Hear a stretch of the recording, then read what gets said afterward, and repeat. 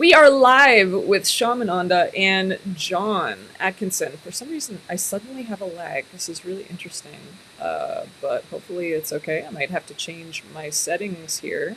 But I'm going to head over to John. He's going to say hello. Hello, John.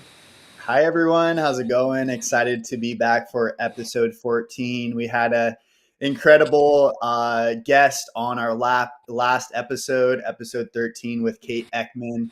Just want to give her another shout out. Thank you so much, Kate, for coming out and sharing space with us, providing value to the collective. If you guys have not checked that out, we definitely would love for you guys to go recheck that episode out, episode 13.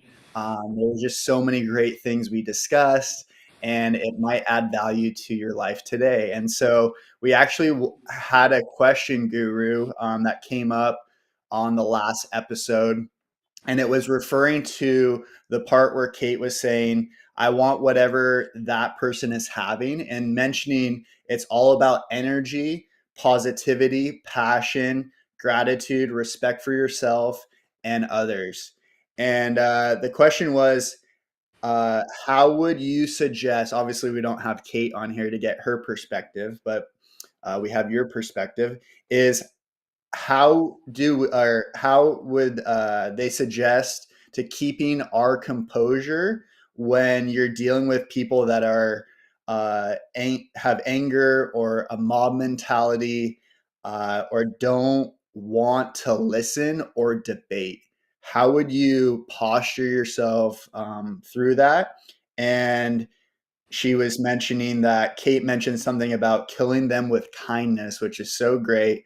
But there had to be something more to it. So maybe just touch on that for our viewers.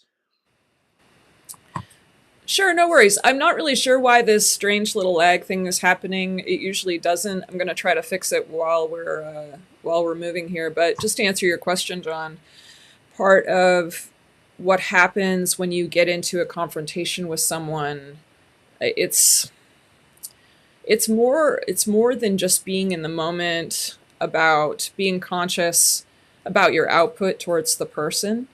It's really about this internal struggle that you might have. It's about control. It's about self mastery. So if there is a moment where you feel like you're going to lose control of your own emotions and your own actions, then that has a lot to do with how you've been. Um, I'm a little bit distracted, and I'm going to tell you why. Hmm. Some random person started watching this and immediately gave us a thumbs down right at the very beginning. I have no idea why. So I just wanted to apologize to this person for offending them.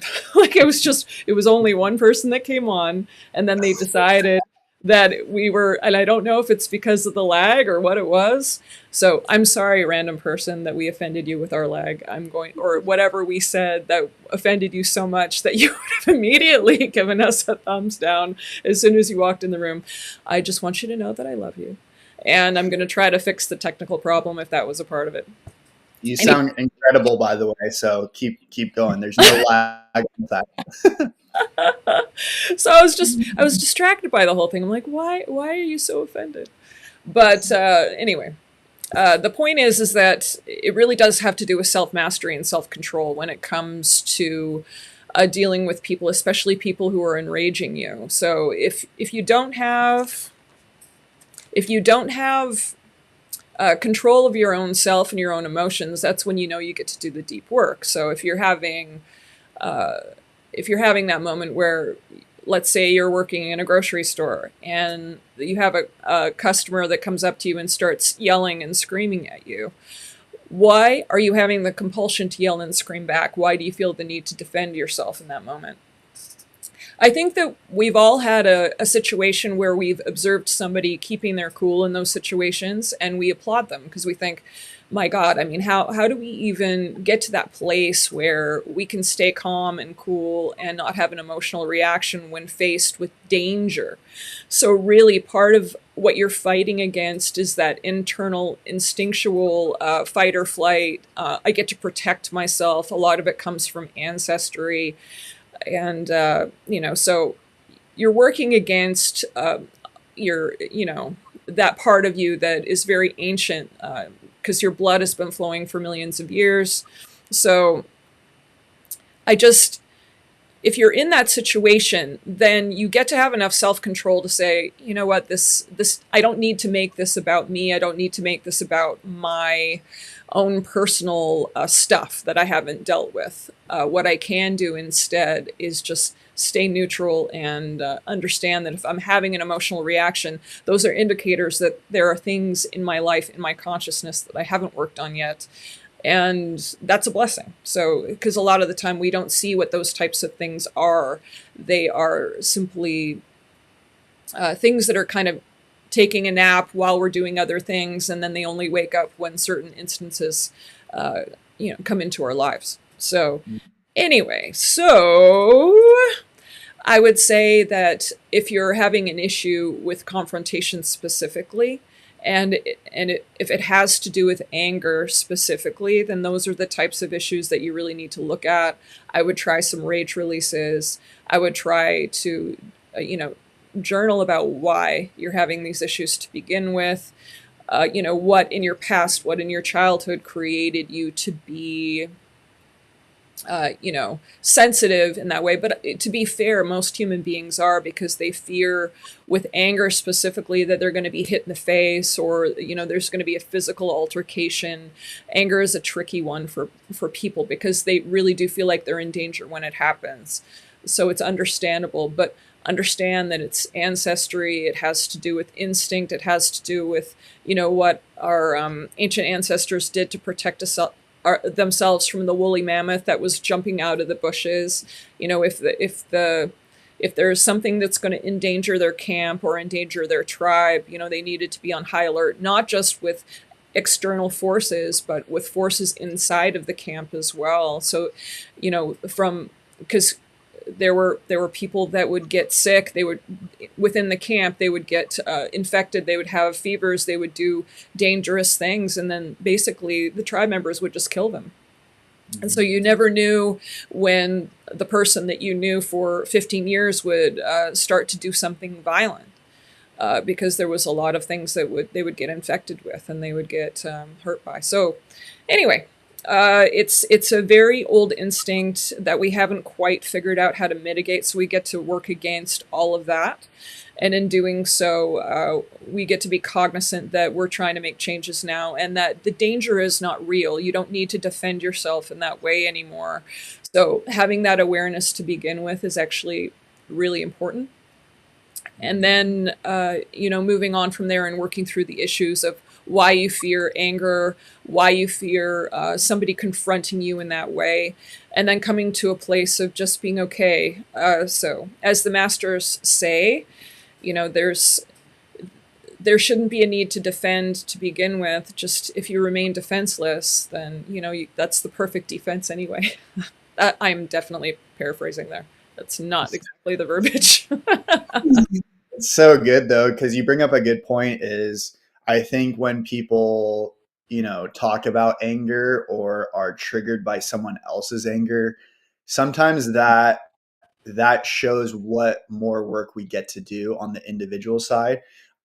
Dealing with, like you said, dealing with angry people is just knowing that it's not you, it's really them. And it's really their work that they get to do. If they're exploding in public, or my friend Bill, who's no longer with us, he was a psychiatrist. He said it would be explosive discharge, whether that's, like you said, at the grocery store, at the mall. That's the work that they get to do on an individual level, that they haven't, as we talk, look at their traumas and what are they so angry about that they have to, live it out in a public place. So I loved how you brought that up, and just channeling through that. I think anger is our friend, right? When it's used properly and used to channel, it could be, channeled in so many, as you've taught me, so many different ways. It could be a motivator. It could be, a creative outlook to use that energy towards something to create over consumption. So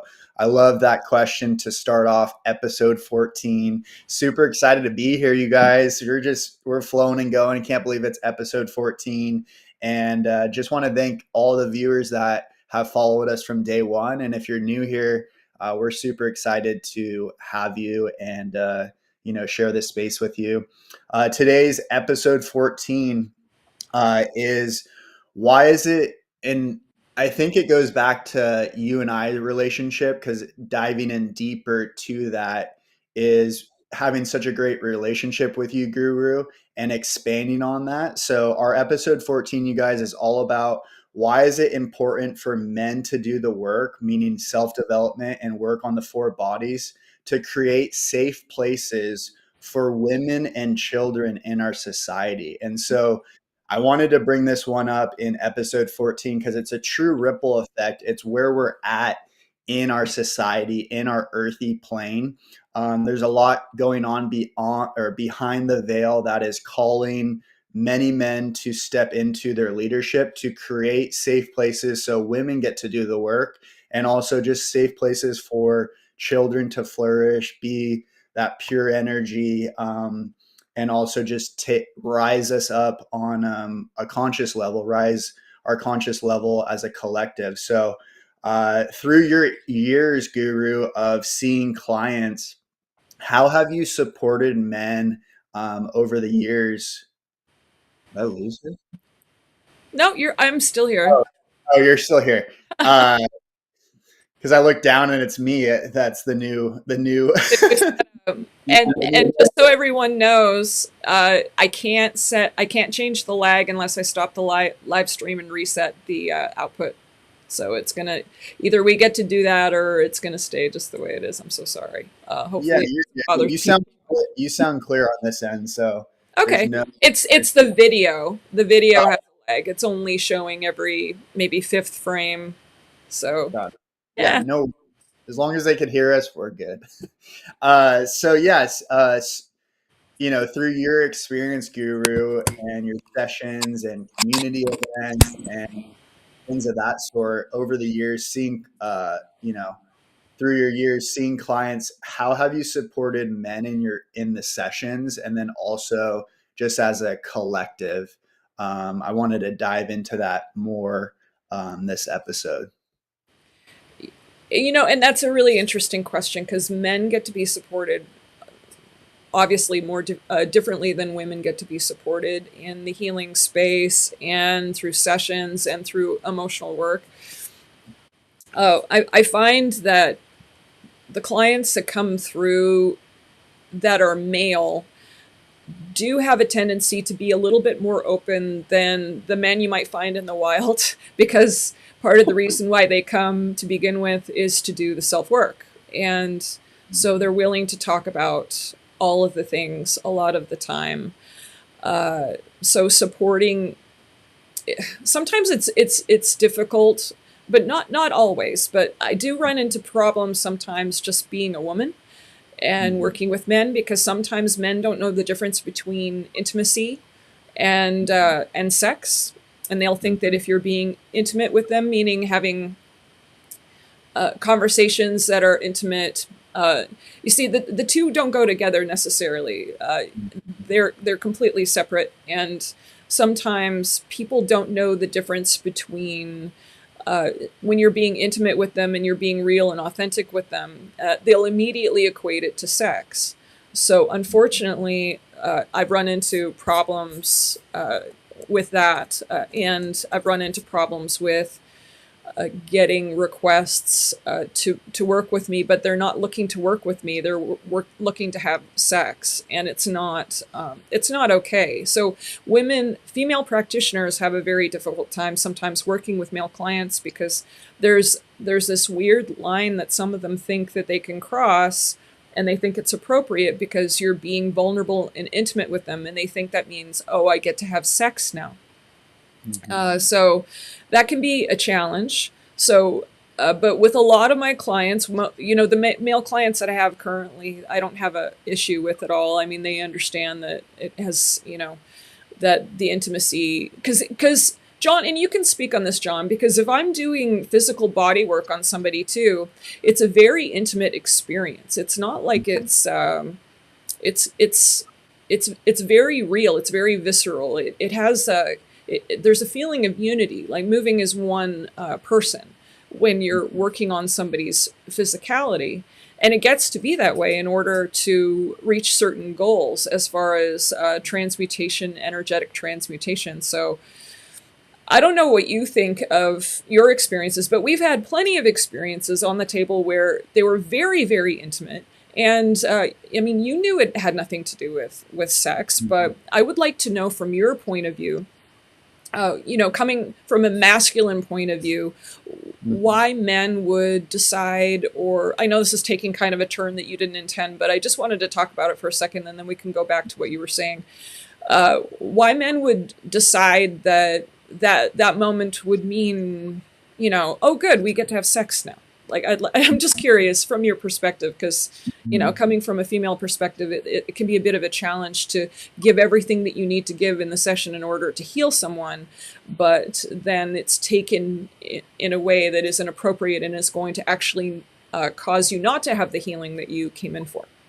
So, Mhm. I love all that. I think you've touched on so many key things that need to be addressed, right? I think it starts one with having that safety, whether a male or a female, and you do it so well, is creating a safe environment and also energetically boundaries. So I think our society, where we're at now, especially in this country, is there's a lot of gray area when it comes to. I loved how you said intimacy versus sexual intimacy, because those get so clogged together, because it's that life force energy that we've talked about in prior episodes, and being highly charged human beings, you know, some things get taken the wrong way, like exactly how you brought it up. But being a male and knowing what services you're going in for, and why I say services is what are your intentions? And so I mean, I grew up with three older sisters, so I know that side of the coin in terms of men, going over those boundaries at times or not knowing. And sometimes it comes down to the female speaking her truth of, hey, this is what we're doing. This is, and so right when working with you, you've laid that foundation of what a session looks like. But I think if someone, and you've shared it multiple times, of if someone were to like find you and kind of read about it, they might think of something else, which is like a masseuse or massage, which is completely, I don't even know why they would think that, but that is a major, I don't want to say challenge, but in our society, in the Western world, kind of what I was saying last episode, it's that carbonated lifestyle. It's that carbonated, um, as males, to set it free in terms of a sexual lens. But to get back to your sessions, it just comes down to boundaries. What type of work in terms of the individual do we get to do together, and having that trust, and that trust is always there. I think it's at the individual level. What does that person, what agenda does that person have, and you're speaking to it in terms of all your male clients, most of them know what they're coming in for. Hey, I want to do the work. I'm here to open myself up and be, a better male, a better human, on the four bodies. I have this challenge that has been plaguing my life. I want to be set free. So it just depends on how we look at it. I think it's very westernized and put into a box of like, oh, I'm, the male female type situations. I don't think in this country we really do well at it. In general, I think sometimes, the whole saying is, why can't men and women be friends? It is that sexual tension of either one or the other, coming to a point where that happens, or hasn't happened and people move on, and that's a whole nother topic. But in terms of coming to you, it's just like, if I had, or I do have a female doctor, I'm not going in there going, oh my gosh, like, having these thoughts, or thinking that. But it also reflects what type of wounds, what type of sacred wounds males do get challenged with.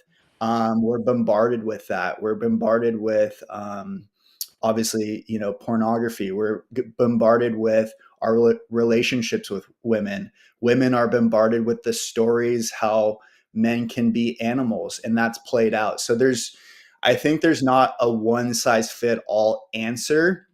But in terms of my experience with you, obviously it's been incredible. Obviously, I've grown so much in my walk, but I've always looked at the lenses. I'm going into a session to really dive into my experiences through my life, and also I'm unique too, so it does play a part of why female practitioners in the spiritual realm too have more female clients than male clients. So Well, and just to touch base on a couple of points that you alluded to and went around, I've definitely had clients come into my room and, take their pants off and think that that's what it was all about. And it's just being put into that position. I personally have no issue with people who decide that they're going to be sex workers. If it's healthy, it's mutual, and that's how they make money, and the whole situation is healthy. I have no issue with that. There's plenty of people, even that, and this isn't a sex worker, but people who do tantra and they support with sexual issues specifically on a spiritual level. I think it's fantastic, and it really does support a lot of people. But what I don't appreciate is when people make an assumption and decide that's who you are, and then they proceed to try to go through a transaction with you with that assumption. I think it's incredibly demeaning and insulting, and I've had to block people. I've had to do all kinds of things. Sometimes with there was once where I had a situation with somebody that took their pants off, where I was wanting to see not what would happen, but how if I could get them to leave happy without touching them, still get paid, and never get them to call me again. I was really, I took it on as a personal challenge. It was during the day. I knew I was safe, so nothing would happen. I do keep pepper spray in my office just in case. And I have people down the hall, so I mean, there's nothing that would have actually happened to me. They had underwear on, and it was one of those things where I didn't touch them. I went through it was very much of a, I'm not interested in this, but let me see if I can support you with because you're obviously having some issues here. And I was able to get them out without anything strange happening, and they still paid me. And then I very politely was able to cut it off. So challenge met, yay. So, but at the same time, a terrible thing for females to go through. And it's not just female practitioners in the healing space, where there's already intimacy kind of placed in the mix, because when you're in a healing space, it's very loving, it's very gentle. There's authenticity there. There's a depth there that lends itself to sexual play automatically for some people. But there are other people too in all kinds of industries that have a difficult time, such as people who work in real estate, women who work in real estate, showing houses. There's been so many women out there that would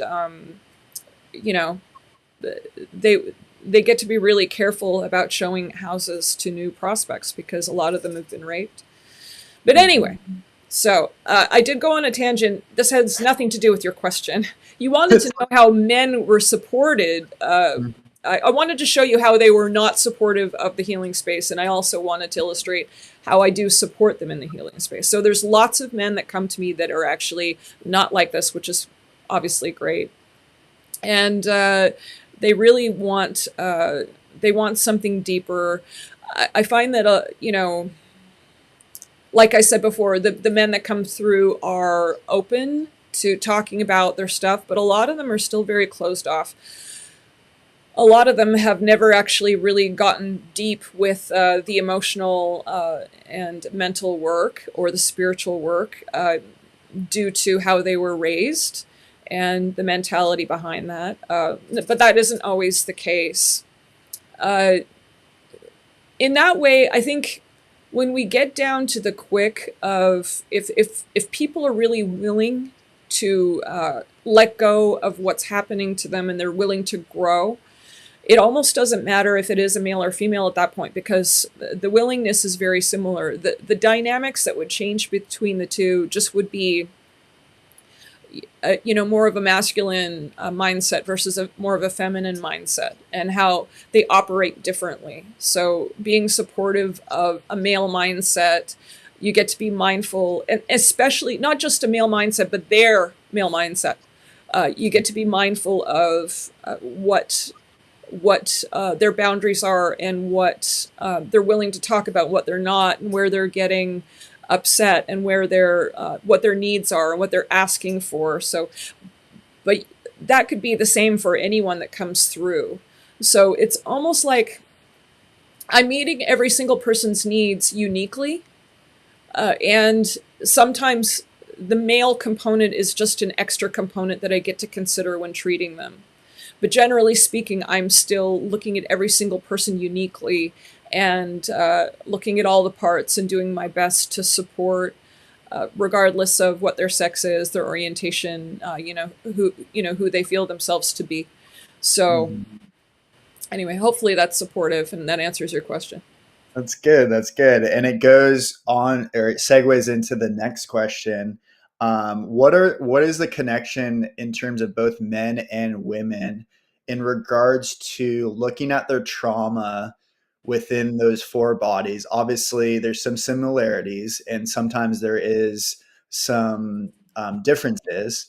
Uh, but you said it so beautifully, is like once you get down to the roots of some of these sacred wounds or these traumatic things that have happened, there's a lot of similarities. So can you touch on that, um, in those similarities? And then also too, is looking at, like, for men sometimes, and this is not always the case, you guys, but is sometimes their traumas with their mothers, and then for women it's also some of their traumas that have started with their fathers too, that are those sacred wounds that as we get into adulthood those get played out. So touch on that with your clients, both men and female, and how does that correlate to healing the four bodies and having that self mastery of the four bodies. So what I'd really love, because you have this very unique life and experience and mindset, I would love to hear your thoughts on this, and I'd love for you to share that before I say anything, because I don't want to affect what you might say. So share first, and I answer after. Okay. uh, so I think for my personal life, being the youngest and being raised with three older sisters and an incredible mom, both my dad were always outnumbered. So there's a lot of feminine energy in the household. And it was really until I got into my teenage years of how do I cultivate friendships or also other friends, dads that are like role models for myself. So my dad was an older dad, and having the boy be the youngest, it was really just trying to keep up with my sisters. But again, I don't know. I think it's just so unique in the fact of my sisters and my mom are incredible women in the fact of they fluidly go through, uh, the coin of really feminine, and then really they could be really masculine too, depending on the situation. So all my sisters played sports.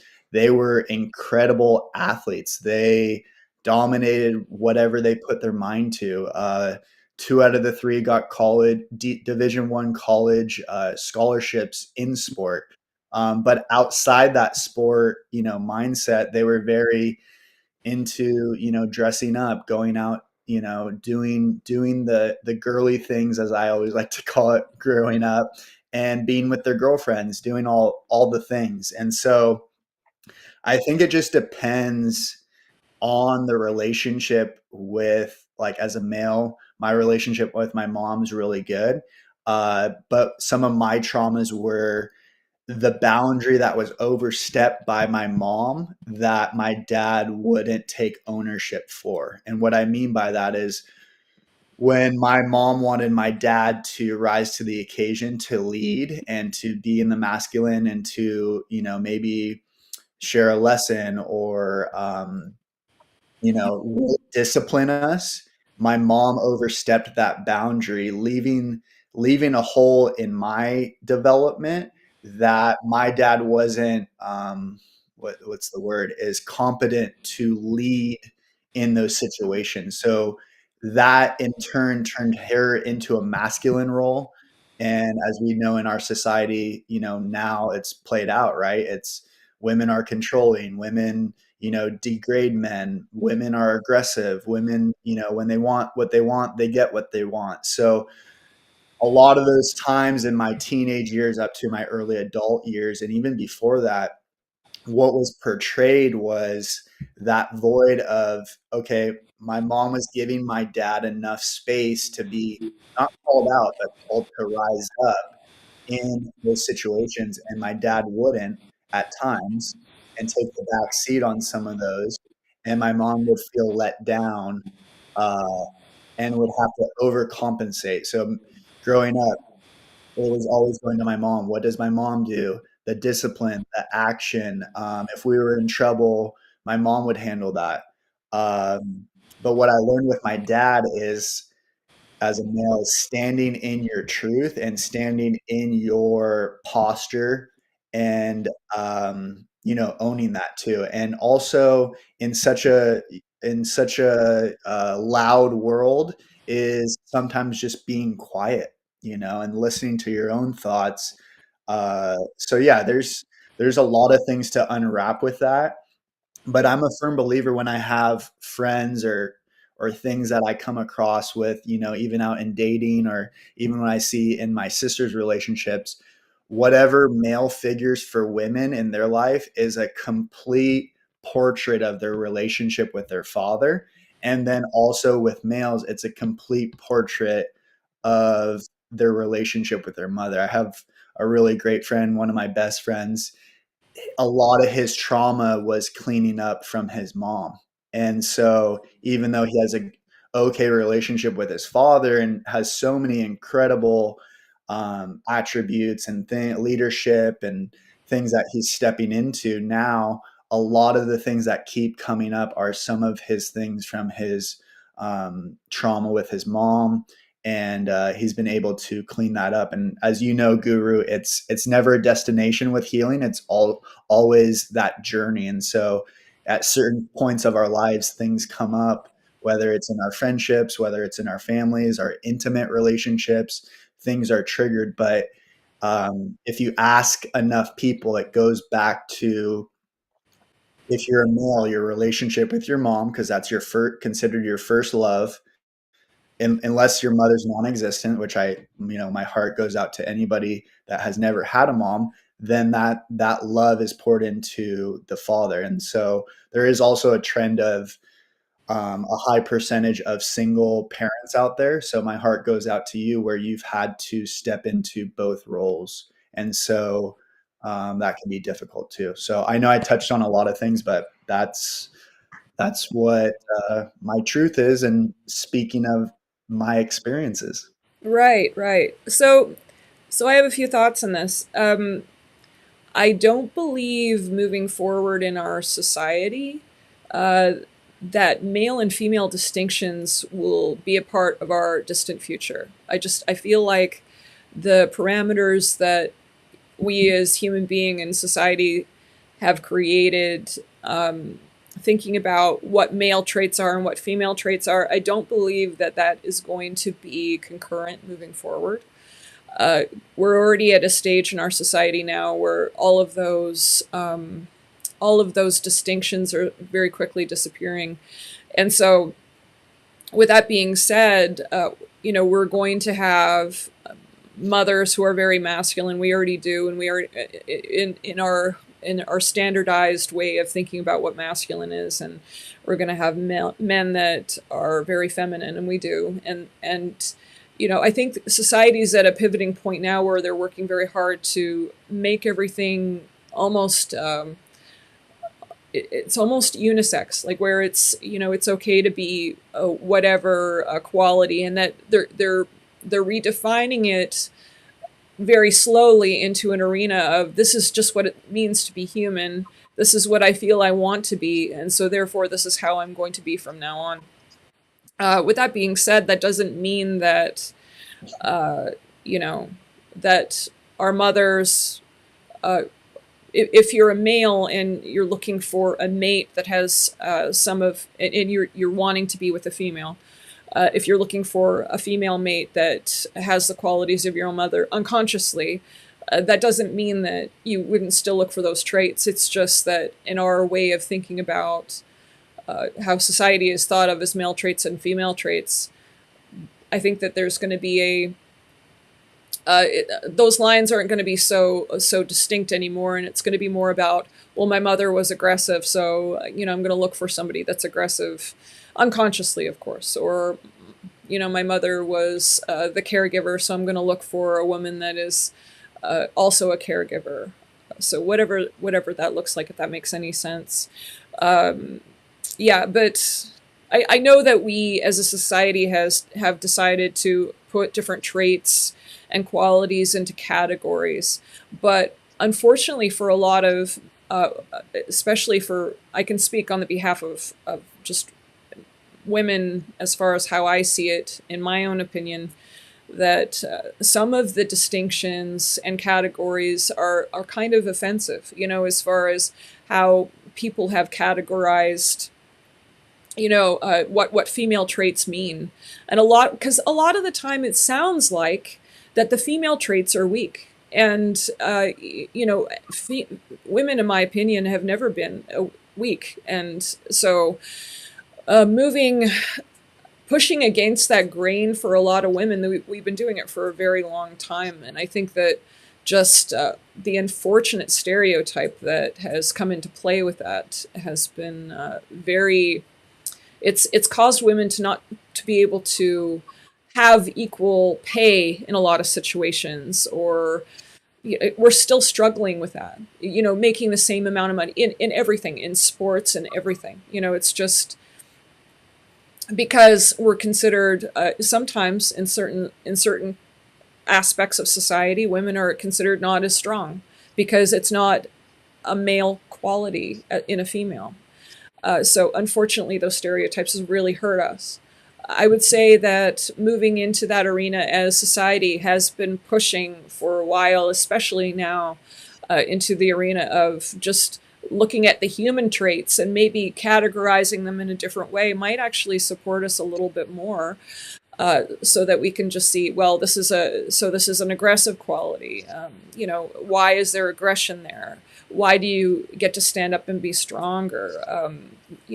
So if a woman is the caregiver in the family as opposed to the male, does that need to be called a male trait? I hope not, because in this stage, it should be just a human trait. I think a woman is obviously just as capable, but I think that for a lot of women, they find that very insulting. Like, it's just that they don't want to think of that as a male trait. They want to think of that as a female trait because they're owning it and they are female. So anyway, I just thought I would, share that. But and I don't even remember your question at this point because, I'm going off on all these tangents, but it was just some of the thoughts that I had based upon some of the struggles that we've been having, just as women. And being taken seriously as a powerful female too is not always an easy thing, because being a powerful female would be quote unquote having male traits, but I don't see it as that. I think that all human beings embody all of it, and we have a right to pick and choose what is going to serve us in this lifetime, be it whatever that might be, and we all get to step into whatever power is going to serve us, be Mhm. it aggression or not for a woman, or being vulnerable for a man. And I think part of part of it too, actually circling back to your original question of how I support men in the healing space, is that some men don't want to take on the quote unquote female perspective of being vulnerable in that space because it's feminine, but it's not feminine, it's human, and every single human being gets to embrace that aspect of themselves so they can heal. It's not weak, but men have been taught that it's weak because it's a feminine trait, which is, and you understand how insulting that sounds. It's weak because it's a feminine trait, which is implying that women are weak, which is it's completely not okay, the stereotype moving forward in our society anyway. So, Mhm. but it's actually a sign of strength, to be fair. It's a sign of facing those parts of yourself that you're afraid of and that are painful is actually a sign of huge strength and power. So it's the opposite of what society's been showing us. No, don't show that. Don't show that vulnerability. That means you're weak. It's actually not true. It's the opposite. Anyway, Mhm. what are your thoughts? It's so good, Guru. I think there's so much to unpack with, the feminine and masculine energy. I think many people don't know what that means. And we, as humans, we all have it. We have both the feminine and the masculine energy. We do also have a core essence of what we default to the majority of our time. But there's the beautiful thing, and I think it's just, I feel like it's a letdown, especially in our American society, is like you were saying, don't put yourself in a box, because there's some beautiful moments where, a male can be really in tune with his feminine energy and get in touch with that, and also be super masculine at the same time. Or if there's a woman, feeling super masculine and having that, those feminine moments. And that's the beauty energetically, that the collective is realizing, like what you touched on, is moving forward with, don't put each person in a box, don't label. And this goes beyond the what we think is, certain things in terms of labels. Also too, it's like each country, and obviously our country is massive, you guys, 300 million people, and then each state's different, each county, each area, and each, outside of the US, each country's different on, different roles and different energies, and uh different fluid relationships of friendships, families, traditions. When you were saying some of the things you were saying, I think it goes back to the tribal days too. There was women that would go out with the men and hunt, and then come back and do incredible things with the other women. And then there was males that would stay behind too, and there's things that are coming out from that I think you always remind me, Guru, is like that bloodline connection with our ancestors. There's, so many ancestors behind each and every one of us. And that's the beautiful thing, and just tapping into that flow of the masculine or feminine energy. I love when people are aware of that, and just working with the general public. I see it a lot. I see a lot of times, and it goes kind of segue into our next part of the episode, is females, you know, women wanting males to step up in certain situations, and sometimes they don't step up. And so sometimes that's a letdown energetic energetically, and sometimes that throws off the cohesiveness of relationships or connections or things, and that that's like built into our DNA as the protectors or the providers, or sometimes those labels mean completely different things in so-called modern world, but it goes back to, women want to have a safe place to be themselves. They want to feel protected. They want to blossom, and we're seeing, at least from the lens and the landscape, is a lot of yearning for that, and then also males, going into a spiral of, lack of leadership or not stepping up, not necessarily being called out, but called to rise up.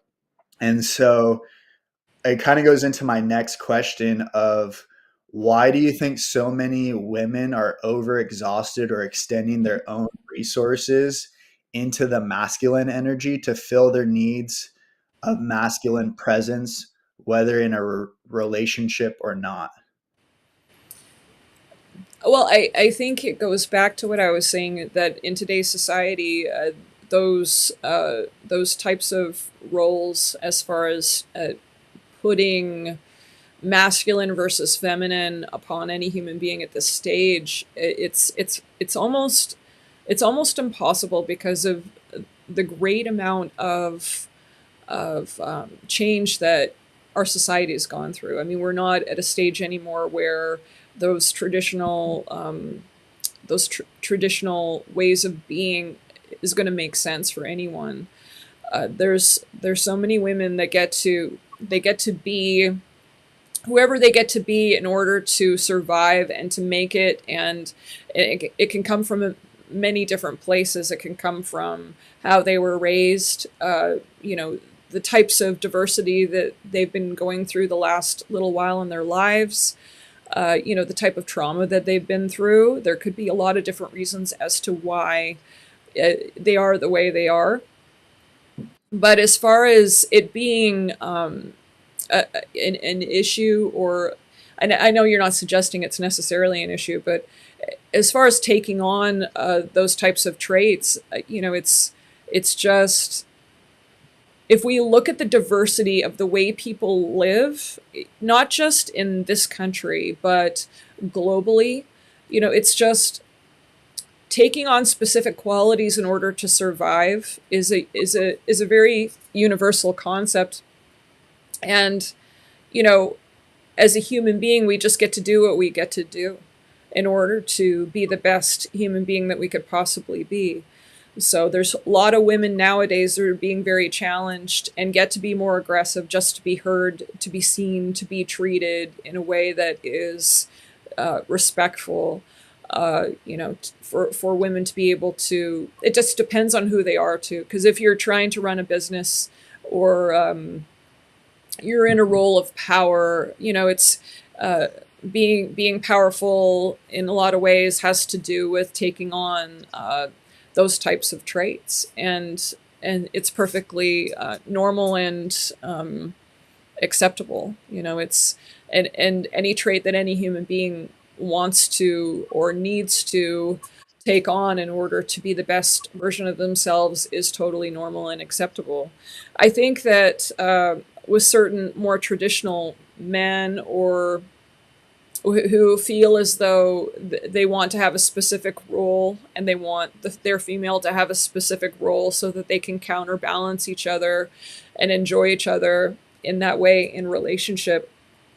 I think that the way that the world is changing is going to be disturbing to them, and they might not find a mate that they want, or they're going to be able to counterbalance their energy with in a way that makes sense, because everything's changing so much.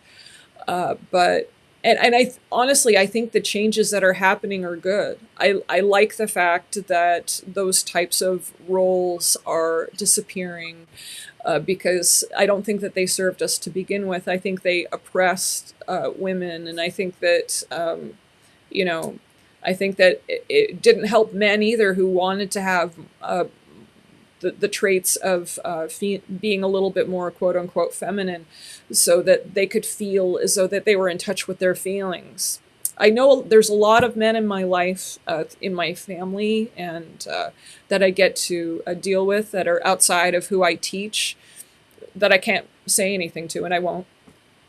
that are not in touch with their feelings. They don't talk about them, and they won't talk about them because it's not a masculine thing to do, and it's really hurt them in their lives. It's really hurt them. So I think that the delineation between the two has really harmed both sides. It's kept women suppressed, and it's caused men to not be in touch with who they really are as a human being. So it's very unfortunate. But I would say, as far as balancing it, the two roles out that you get to have with your mate, you know, that's I think that actually is really exciting when there is not a specific idea of roles that the other person gets to have. I think, just being able to explore the other person and being able to understand new and exciting ways that they could possibly be selecting their output, selecting who they are as a person. I love the adventure of that. I love the idea of that. But that's just me personally. Not everyone would feel that way. But anyway, so I'm not sure if I answered your question. Maybe you could support me with that. It's good.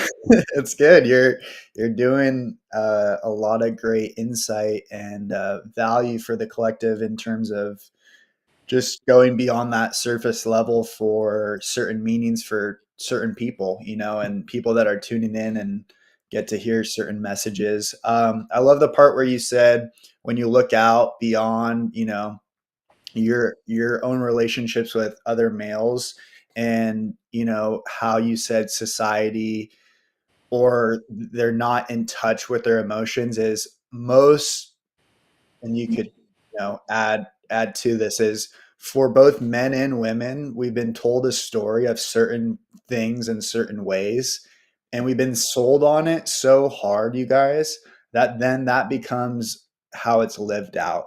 And I love, Guru, how you said, you know drop all these labels, drop all these roles, drop certain things, and leave that space for people to be called to do certain things, whether that's in your relationship, whether in your family, with your friendship. And that's what true freedom looks like, I think. And really getting back to, yeah, it's the modern age stuff in terms of how we're living out in a modern society.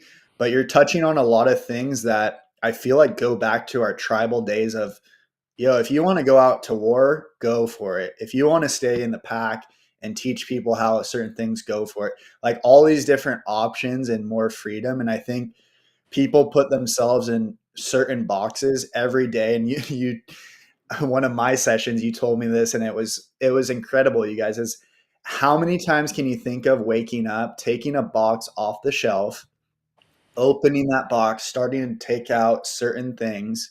And we do this daily without even going into, the room and looking right at all the empty boxes that are our gifts and different things and experiences, whether, as a male or a female or whatever, that's all thrown out the door in terms of our experiences. And we just put ourselves in this box of, this is how my life is. This happened to me, these traumas, and I play it out every single day. And I don't know the stat, don't quote me on this, you guys, but 90% of today was what happened or how our mindset was yesterday.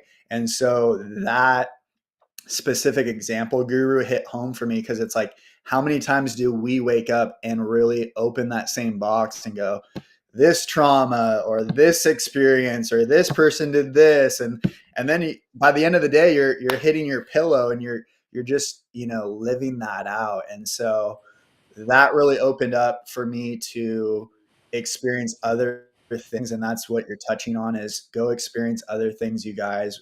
Whatever roles, don't put yourself in such a box.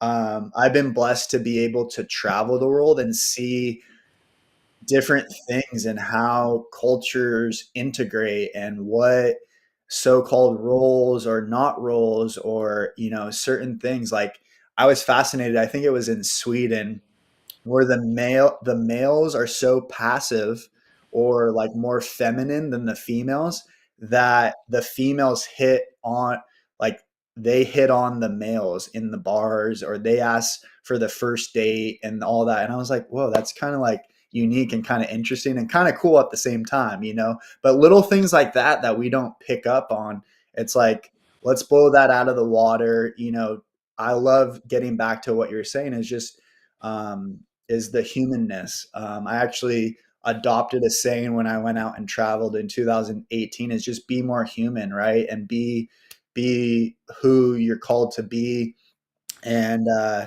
not have, you know, any expectations of this or that, but know thyself, go internal, you know, do the work. So I wanted to bring up, Guru, is, you know, we've talked before and maybe not on here about it, but your relationship with your dad, you have one brother. What have you learned from your dad or your brother growing up, or just even now with your adult relationships, that has helped you in your own life?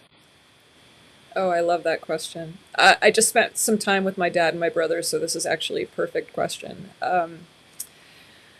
I would say my dad is probably my most favorite person on this planet. I love him so much.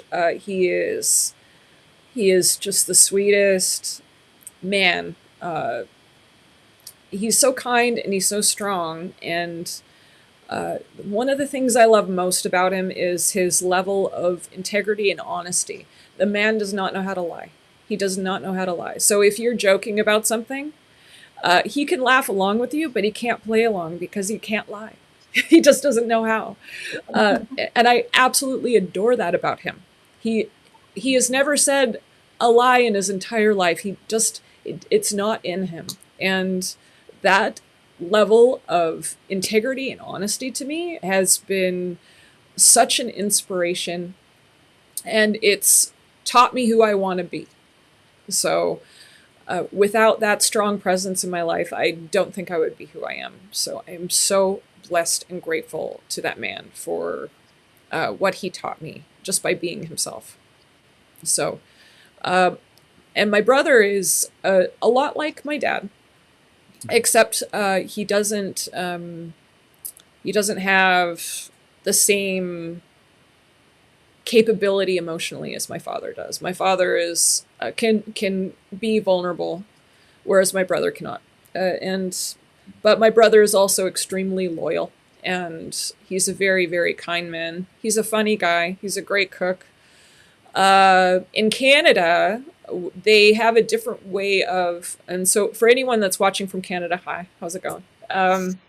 But in Canada, it's very different from the States. So depending, and with all respect to where you're at, you might be watching from somewhere else. But I guess I'm just going to do the comparison between where I'm at now and where I was.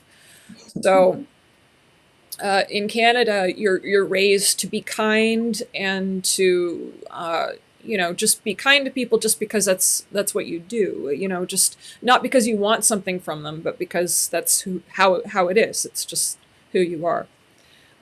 Whereas I don't think it's everywhere in the States, but definitely parts of California where, if you're being nice to somebody, it's because you know, they think it's because you want something from them, that Mm-hmm. that you're So, doing it because you're trying to get something. And I think that's awful, honestly. Just having the comparison in my life, growing up a certain way, and then being kind to people, and constantly people thinking that you're trying to get something from them. It's terrible. It's such a heartbreaking difference between the two. And Canadians really love to rip into you, meaning they'll make fun of you all day long. It's part of their sense of humor. Whereas in America, you're really not supposed to do that, and people would find it insulting. So, mhm. so you can make fun of yourself here in America, or at least where around here you can make fun of yourself, and then people might say, "Oh, don't do that." Or they might laugh along with you. But in Canada, where I'm from, they rip into you. They rip into you, and everyone laughs about it, and it's very lighthearted. So it's kind of an interesting dynamic. But seeing the differences between the two, And coming to the States at a, by the time I was 20 years old, and feeling that huge comparison really taught me a lot about human behavior just in that alone. And I immediately understood that, human beings could be anything that they wanted to be, as long as they decided to be it, just based on those differences alone. It's and Mhm. then from there I was able to grasp onto a lot of other concepts. But it's really interesting experiencing that diversity. And John, with you and your travels, I know that you've had similar experiences. Mhm. Yeah, I think for me, I loved how you brought up just, what your dad means to you, the integrity. I see that. And also your brother, the loyalty to people in your relationship. So I love those attributes that you've integrated over the years of your life. Yeah, each culture is different, you guys, and it's coming from a non-judgment lens of how they just connect with people. I loved how you said the humor. I think a lot of times Americans, we think we can take a joke or we say a joke, but we can't really take a joke, and like you said, people think it's hurtful. People think people are being mean. Um, but at the end of the day, I don't think Americans have a good sense of humor, to be honest. Uh, and they lack storytelling, and I think that that is massive. And so every time I've met a Canadian or a British person or Australian, those are like the top people that are always traveling, just because of um, our true freedom, you guys. So if you think of like a passport, where we can travel, it's mostly Americans, Germans, Canadians, Australians, and the British. Those are like the top five always that I would see around the world, is the storytelling and the jokes, and you got to be able to cultivate storytelling and saying a joke and taking a joke. And Americans, I don't know what it is.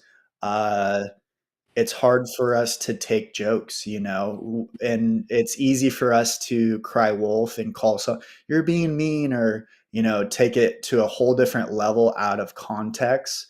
Um, where a lot of these cultures, similar to what you just said, it's part of the infrastructure, it's part of the culture. So, but I loved how you brought that up. I know we're winding down this episode. I thought of a cool call to action. I read something recently where obviously we're talking about men, and where they all where it embodies and how it fits into our society, and just an incredible episode with you, Guru.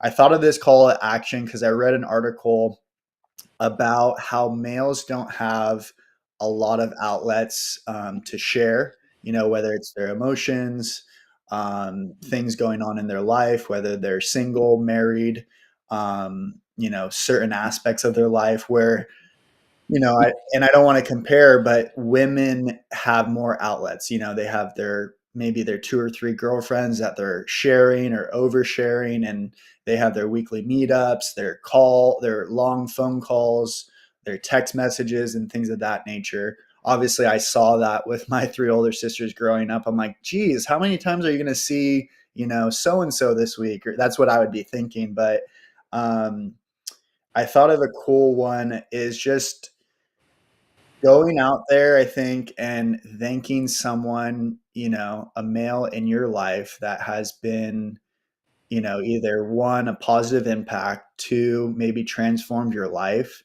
Um, and just thank them for their presence in your life, and thank them for, maybe just reaching out to one of them through text or phone call. Phone call is always better because I think it's just great. We've gotten away from that, is just thanking them for a few things, and just checking in on them, because I think there's a lot of males that they know they're doing some great work and some impactful work, but they just have to be reminded, because we go through different battles.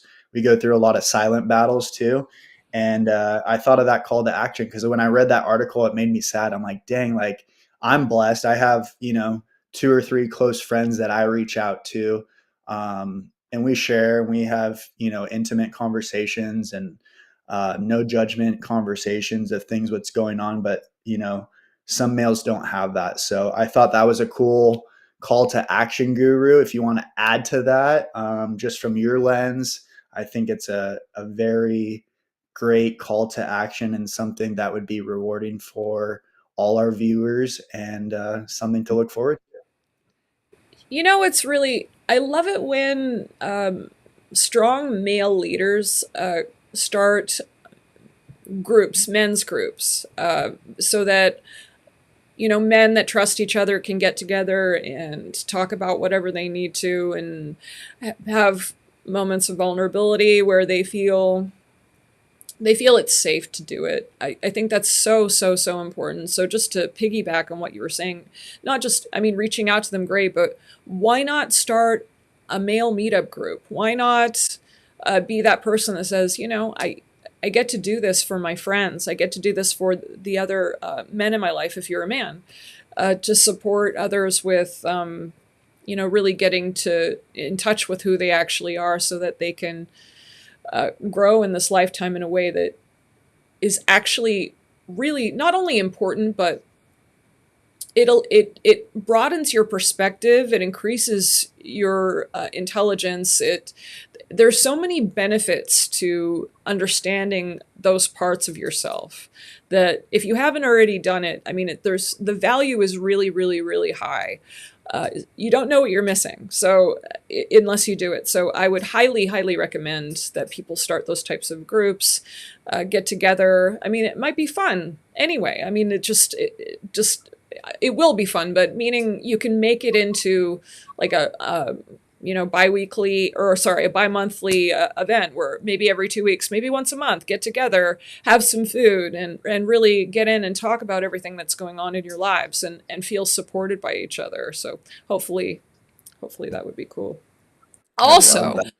also on the Oh, other side of that, Mother's Day is coming up on Sunday. So everyone, please get out there and show your mom some love. And anyone that's a mom out there, just let's celebrate them, because motherhood is incredible. And if you have someone like that in your life, please do reach out. Hopefully you do. And that's all I really have, but really grateful to be home. I just spent some time with my own mother, who just had, she has kidney cancer, so her kidney was removed, and she's at home now, so she's doing better. But there was a lot of complications after surgery, so it was really very challenging. But it's part of how we navigate through life, and sickness and health happens to us all. So I'm glad that she's doing better, and just sending her love, and sending all of your mom's love coming Mother's Day, and all the men in our lives that get to have that love too. So pushing I it out love there. I love it. And we don't do any commercials, you guys. So all we ask is keep sharing these lives with people that, one, you love, and then also to strangers that maybe you haven't, talked to in a while. I know we all have contacts in our phones, that maybe we haven't talked to that person for 1 or 2 years. This is a great way to just say, hey, this touched me. This might touch you, and building community and raising the collective. So both Guru and I are here for your support. If you have questions, drop them in the comments, and I'll go back to Guru on where to find her. And yeah, I think our next one, Guru, that's great. You reminded us of Mother's Day, because when I was writing this down for this episode, I thought, oh wow, Mother's Day is Sunday, and the next one would be cool, um, to talk about mothers. Could Aw. be a good episode. Yeah, very much so. Well, my email is should be on my YouTube page, so it's iamshamananda@gmail.com. If you're press, or if you're someone that wants to have a question answered, we're happy to do so. We'd love to support you with whatever uh, you'd like to whatever you'd like to share. And, depending on what's happening and your level of comfort, we might even have you on here so we can ask you questions, so we can support you with your issue. So just let us know. And you're welcome to also leave a comment below this post so that we can see it and hopefully support you with your stuff. So I love you all. It's always an honor and a privilege to be able to talk to you about all of this stuff. And I'm grateful that I'm able to do it. And I'm grateful to John, who always asks really wonderful questions and is, an incredible co-host. So thank you, John. Love you. We have Thanks, we have a little bit of a lag, so when I put it on you, it's like you 10 minutes ago making funny faces. So thank you guys so much. We love you and can't wait to see you next episode. Yeah. Have an incredible week. Bye, everyone.